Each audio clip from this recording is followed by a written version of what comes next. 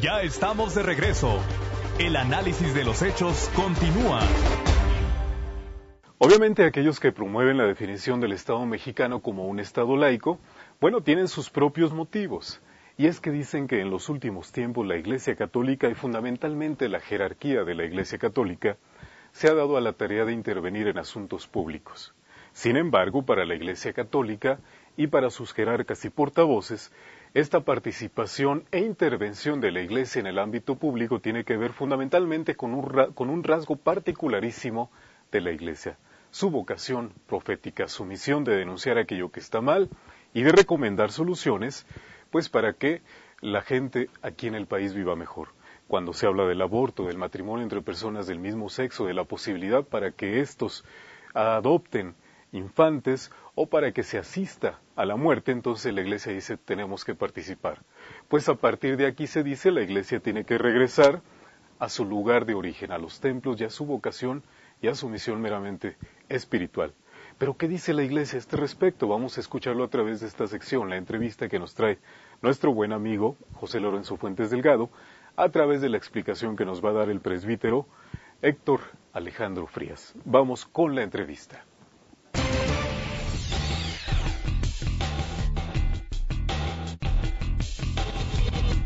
Hace algunos días, en el Congreso de la Unión, se introdujo por parte de la fracción del Revolucionario Institucional la reforma al artículo 24. Esto señala que debe existir una libertad religiosa para todo laico, para todo ciudadano, de señalar, de decir, de expresar su sentir sin ocultar alguna restricción a su participación religiosa o conocida.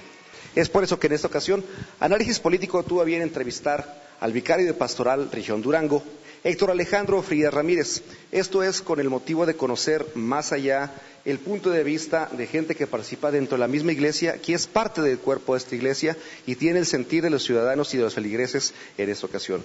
Padre, muy buenos días. Buenos días. Padre, a partir de estas reformas se plasman cierto sentir social, pero también hay cierto sentir de la iglesia, o una parte de esta iglesia. Usted, como una de las personas que vive de cerca esta realidad, ¿cuál es el panorama que ven ante esta reforma? Bueno, es muy positivo porque responde a las iniciativas internacionales en las cuales México también ha firmado algunos convenios o tratados de que se habla de la libertad religiosa, cosa que la Constitución mexicana no contempla. Lo ve como un reconocimiento a las distintas iglesias, como un reconocimiento para que los ciudadanos puedan profesar la fe, siempre y cuando no infrinjan las leyes, siempre y cuando sea en un ámbito privado.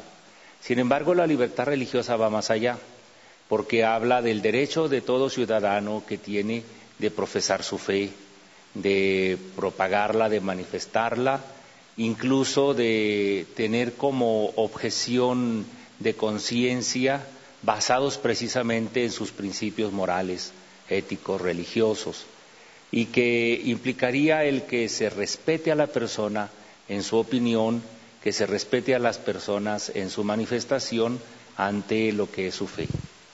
¿Esto de alguna manera o en alguna circunstancia pudiera poner en peligro el descenso de creyentes o de fieles? ¿Cuál pudiera ser este comportamiento? Bueno, no creo, porque va más allá. Es el hecho de reconocer que los padres de familia tienen derecho de elegir la educación de sus hijos, que las personas tienen el derecho de profesar su fe, y yo creo que esto favorecería más el crecimiento de las iglesias, porque no nada más es la católica, sino de todas las iglesias, y que llevaría el que se pueda pues hacer una promoción, se pueda hacer un proselitismo, quienes hacen proselitismo, y sobre todo el que se pudiera actuar conforme a la conciencia de cada uno. Esta necesidad de crear esta participación prácticamente pudiera salir de la catacumba moderna al expresar ese sentir del ciudadano, ese decir yo creo, yo pienso, o incluso hasta el yo no creer. Bueno, podríamos decir que en ciertos sectores sí, porque hay sectores, sobre todo en el nivel administrativo, político, funcional, en el que no se expresa la fe, y que realmente se debería de expresar porque somos creyentes y no es algo que podamos nosotros dejar a un lado cuando tenemos una vida pública. Y sería muy benéfico y muy saludable el que los políticos, el que los funcionarios, el que las personas públicas puedan manifestar su fe y dirigirse a Dios cuando lo deseen, y eso sería muy bueno.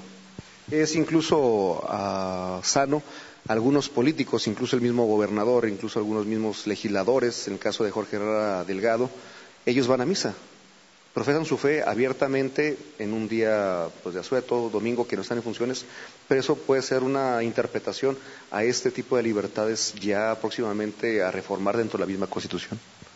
Bueno, porque la libertad religiosa no es nada más en el aspecto privado, porque incluso el hecho de ir a misa, el hecho de participar en actos religiosos cuando no se está en funciones, pues se habla del ámbito privado, pero la libertad religiosa habla del ámbito público en el que se puede manifestar la fe.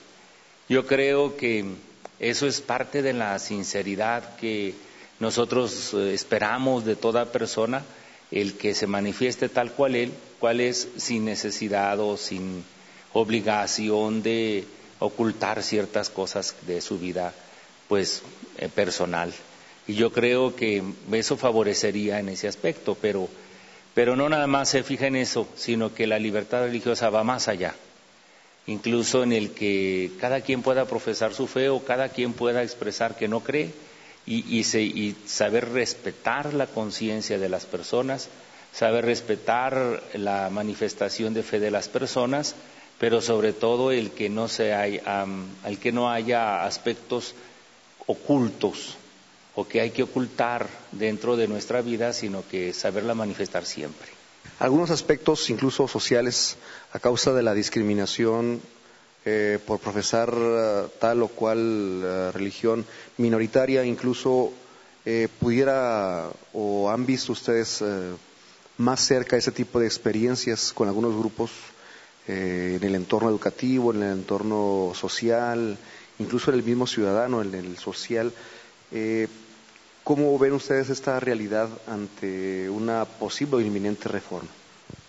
Bueno, si hablamos de si es necesario, yo creo que sí, porque entra lo que es la objeción de conciencia.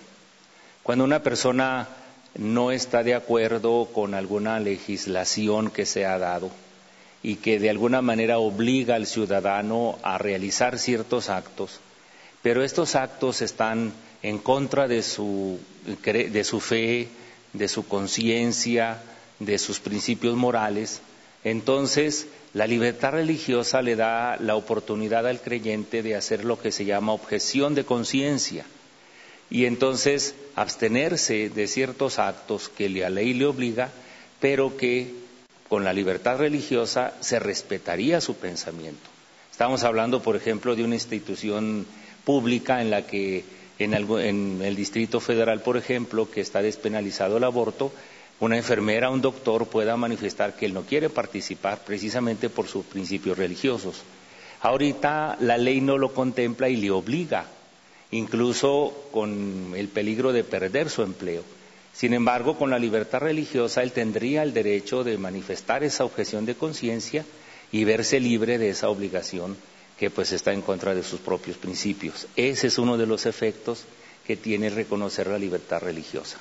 Este fue el punto de vista de alguien que conoce y sabe de este tema. Es por eso que Análisis Político les llevó hasta ustedes esta opinión. Padre, no me resta más que agradecerle. Amigos, nos vemos en la próxima. Gracias y hasta la siguiente emisión.